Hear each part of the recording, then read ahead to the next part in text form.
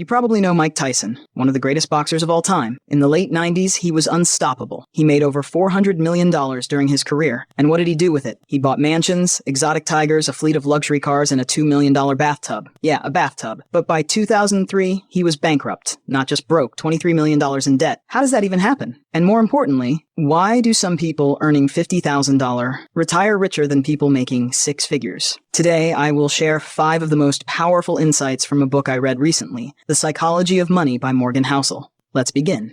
Number 1, you're not fully in control. All right, let's get real. You're not fully in control of your success. We love to believe that if we just work hard enough, make the right choices, and grind every day, success is guaranteed. But in reality, luck and risk play a way bigger role than we want to admit. Back in high school, Bill Gates had a best friend named Kent Evans. They were both insanely smart, obsessed with computers, and had huge dreams of building a tech empire together. But before they could even graduate, Kent tragically died in a mountaineering accident. And just like that, his story ended. Meanwhile, Bill Gates went on to become, well, Bill Gates. Bill Gates also happened to go to one of the only high schools in the entire country that had a computer in the 1960s, a time when computers were rare. That one lucky break gave him a head start most people never got. Now, did he work hard? Absolutely. Was he a genius? No doubt. But would his life have turned out the same if he had been born in a different city, a different time? Probably not. Here's the problem. We look at successful people and think, they did X, Y, and Z, so if I just do the same thing, I'll succeed too. But we ignore the invisible factors, the lucky breaks, the right connections, the timing. Same thing with failure. Take Jesse Livermore, one of the greatest stock traders of all time. He made millions, lost it all, made it back again, and then lost everything one final time. The Great Depression wiped him out completely. He went from being one of the richest traders in history to having nothing. So what's the lesson here? Success is never 100% skill. Failure is never 100% stupidity. That doesn't mean you should just give up and let fate decide your future. No.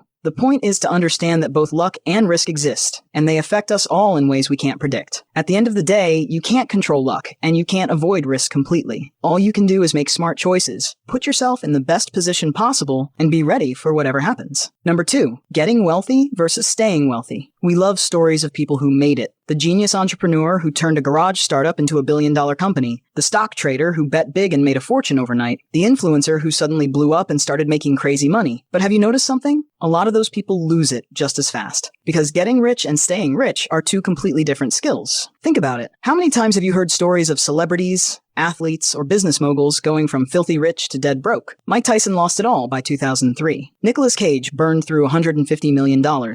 Even professional investors have gone bankrupt after making fortunes. Why? Because getting wealthy requires risk. Staying wealthy requires avoiding risk. Let me break it down. If you want to build wealth, you have to take risks. You start a business, invest in new opportunities, negotiate bigger paychecks, take bold leaps that other people are too scared to make. You need optimism. Think about early entrepreneurs. Jeff Bezos quitting his Wall Street job to sell books online. Elon Musk dumping his PayPal money into Tesla and nearly going broke. Every great success story has a moment where they bet big. That's what gets you in the game.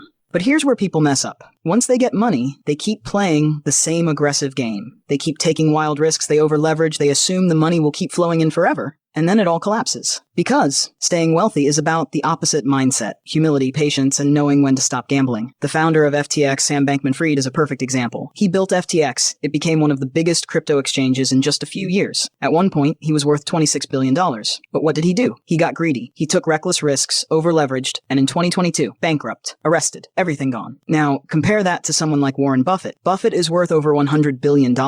But he never takes crazy risks. He hates losing money more than he loves making it. His strategy is to survive long enough and wealth takes care of itself. He doesn't chase hype. It's not that you have to play defense forever, but you do have to protect your wealth long enough to let it grow. Because the goal isn't just to make money once. The goal is to never worry about money again. And the only way to do that is to play the long game. There's a reason why most lottery winners go broke. They think they've made it, so they go all in on spending, investing in random businesses, trusting the wrong people. They don't realize that keeping money requires a completely different mindset. Number 3, save money for freedom. All right, let's talk about saving money. I know, I just lost half of you. Oh great, here comes the boring stop buying Starbucks coffee speech. But trust me, this isn't that. See, most people think of saving money as delayed spending. Like, I'll save so I can buy a nicer car later, or I'll save so I can go on that dream vacation. And sure, that's fine. But real wealth isn't about buying more stuff, it's about buying freedom. Let me ask you something. What's more valuable than money? The answer is options. Control over your time. The ability to say no when you want to.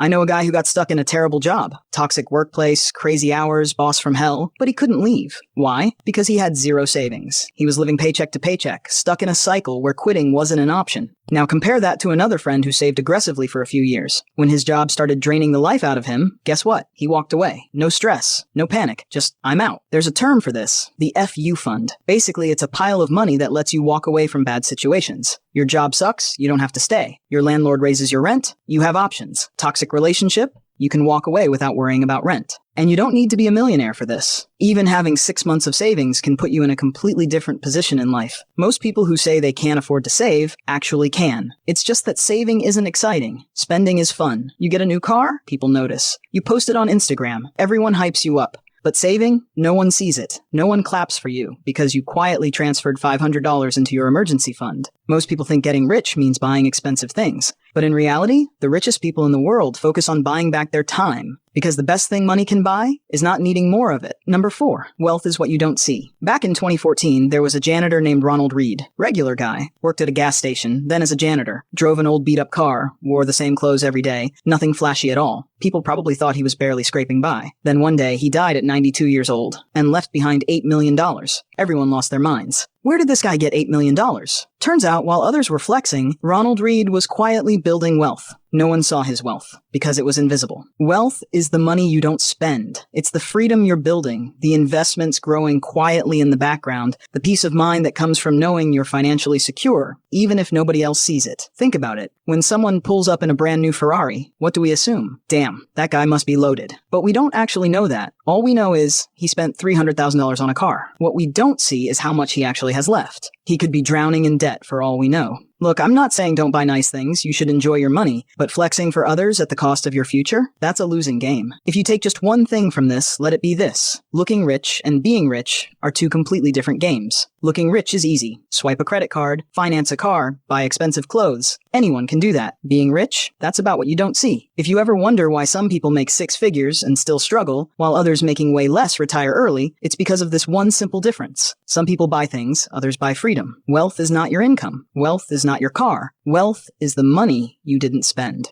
That's why guys like Warren Buffett still live in the same house he bought in 1958. Not because he can't afford a mansion, but because he values freedom over flexing. Number 5. Emotions matter. Let's get one thing straight. Money isn't just numbers. It's feelings. And that's where most personal finance advice completely misses the point. See, a lot of experts talk about money like it's just cold, hard math. If you just invest in X, cut Y expenses, and save Z% of your income, you'll be financially set. But here's the truth. We're not robots. We're emotional creatures. And when it comes to money, being reasonable is more important than being perfectly rational. And yeah, sure, that's technically true. But people don't make financial decisions based on spreadsheets. They make them based on emotions. Let's say you're investing. What is the most rational thing to do? Put all your money in the stock market and never touch it. But what happens when the market crashes? Your emotions take over. You see your portfolio drop by 40%, and suddenly that logical plan doesn't feel so logical anymore. You panic. You sell. And congrats. You just locked in your losses. That's why most investors fail. Not because they don't know what to do, but because they can't handle the emotions that come with it. Understand the difference between reasonable and rational thinking. Rational thinking is, this investment strategy has the highest return over 50 years, so I'll stick to it no matter what. While reasonable thinking is, this strategy makes sense, but I know I'll panic in a downturn, so I'll leave some money in cash to feel secure. See the difference? One is perfect in theory. The other works in real life. Warren Buffett, arguably the greatest investor ever, doesn't have the highest returning strategy. He doesn't invest in high-risk, high-reward things like crypto or speculative tech stocks. Why? Because he invests in a way that lets him sleep at night. He stays reasonable, not just rational. That's why he's still in the game after 60-plus years. Here's a quick story. I had a friend who was obsessed with finding the best investment. He spent hours researching stocks, reading every finance book, trying to optimize every dollar. But you know what happened? He was so overwhelmed by all the choices that he never actually invested. He got stuck in analysis paralysis. Meanwhile, another friend just put money into a simple index fund and never looked at it again. Guess who made more money? The one who actually did something. Find what works for you. The best financial plan isn't the one with the highest return on paper. It's the one you can actually stick with. Because money isn't just numbers, it's emotions. And the best financial plan is one that lets you live in peace. Alright, we've covered a lot, but information without action is useless. And if this video helped you, do yourself a favor. Take action today, because the best time to start was yesterday. The second best time, right now. Subscribe for more videos. Have a nice day.